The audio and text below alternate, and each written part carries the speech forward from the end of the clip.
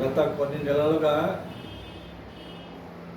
మన రాష్ట్రంలో ఉన్న ప్రభుత్వం మరియు ప్రధాన ప్రతిపక్షం కూడా పని కట్టుకొని తిరుమల తిరుపతి దేవస్థానం ప్రాముఖ్యత దెబ్బతీసే విధంగా ప్రయత్నిస్తున్నాయి.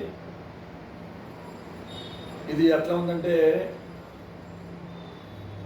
బీజేపీ కేంద్ర నాయకత్వం చేస్తున్న నాటకంలో ఒక భాగంగా ఉంది. వాళ్ళ ఎత్తుగడలో ఒక వ్యూహంలా కనబడుతుంది. ఎందుకంటే ప్రపంచంలోనే భక్తుల సంఖ్యలో కానీ ఆదాయం సంఖ్యలో కానీ ప్రధాన స్థానంలో ఉన్న తిరుపతి దేవస్థానం ప్రాముఖ్యత దెబ్బతీయడానికి ఒక పథకం ప్రకారం, ఎందుకంటే బీజేపీ కేంద్ర నాయకత్వానికి ఆంధ్ర పేరుంటేనే ఒక రకమైన భయం. ఆంధ్ర పేరుంటేనే ఒక రకమైన భయం బీజేపీ కేంద్ర నాయకత్వానికి. ఎందుకంటే దాంట్లో భాగంగానే మన రాష్ట్రంలో దాదాపు 100 సంవత్సరాల క్రితం స్థాపించిన ఆంధ్ర బ్యాంక్ పేరుని తీసేశారు, దాన్ని ఇండియన్ బ్యాంక్ అని చేశారు. అదే కోవలో స్టేట్ బ్యాంక్ ఆఫ్ మహారాష్ట్ర ఉంది, స్టేట్ బ్యాంక్ ఆఫ్ బరోడా ఉంది, ఇవన్నీ ఉన్నాయి. కానీ ఆంధ్ర బ్యాంక్ పేరు తీసేశారు.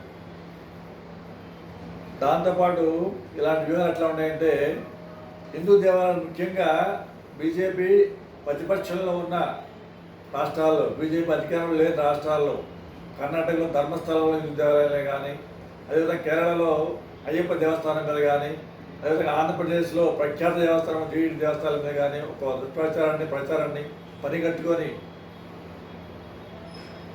అధికార పార్టీ ప్రతిపక్షాలు చేస్తున్నది దుర్మార్గమైన విషయం.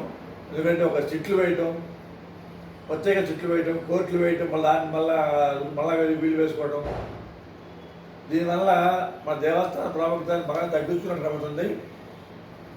దీనివల్ల భక్తుల మనోభావాలు తీవ్రంగా దెబ్బతింటున్నాయి. దీనివల్ల రాబోయే రోజుల్లో భక్తుల సంఖ్యానికి తగ్గే అవకాశం ఉంటుంది. ఎందుకంటే దాదాపు 200-300 ఏళ్ల క్రితం వీర బ్రహ్మేంద్ర స్వామి వారు చెప్పినట్టు జరుగుతుంది అని అనుమానం కలుగుతుంది వీళ్ళు చేసే ప్రచారం వల్ల. ఎందుకంటే అప్పుడు బ్రహ్మంగారు చెప్పారు, ఆ మాట నిజమవుతుందా అని అనుమానం కలుగుతుంది. ఎందుకంటే ప్రతిరోజు కూడా మీడియాలో కథనాలు వాళ్ళు చేసే అభివృద్ధి మీద కంటే కూడా ఈ తిరుమల దేవస్థానం లడ్డు కల్తీ మీద ప్రధాన ఆకర్షణగా చేస్తున్నారు. ఇప్పటికైనా మీరు ఈ ప్రచారాన్ని ఆపకపోతే రాబోయే రోజుల్లో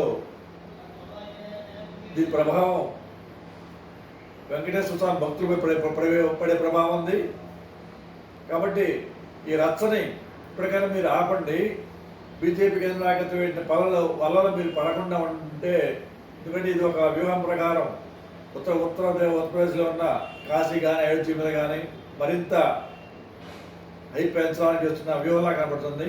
కాబట్టి మన రాష్ట్రంలో ఉన్న అత్యధిక భక్తుల సంఖ్య, అత్యధిక ఆదాయం, ప్రపంచంలోనే ఉన్న దేవస్థానం తిరుమల దేవస్థానం యొక్క ప్రఖ్యాతని తగ్గించకుండా ఉండవలసిన అవసరాన్ని కాంగ్రెస్ పార్టీ గుర్తించి ఇప్పటికే మీరు ఆ ప్రచారాన్ని ఆపాల్సిన ఏర్పడి సవినయంగా మీకు విజ్ఞప్తి చేస్తుంది.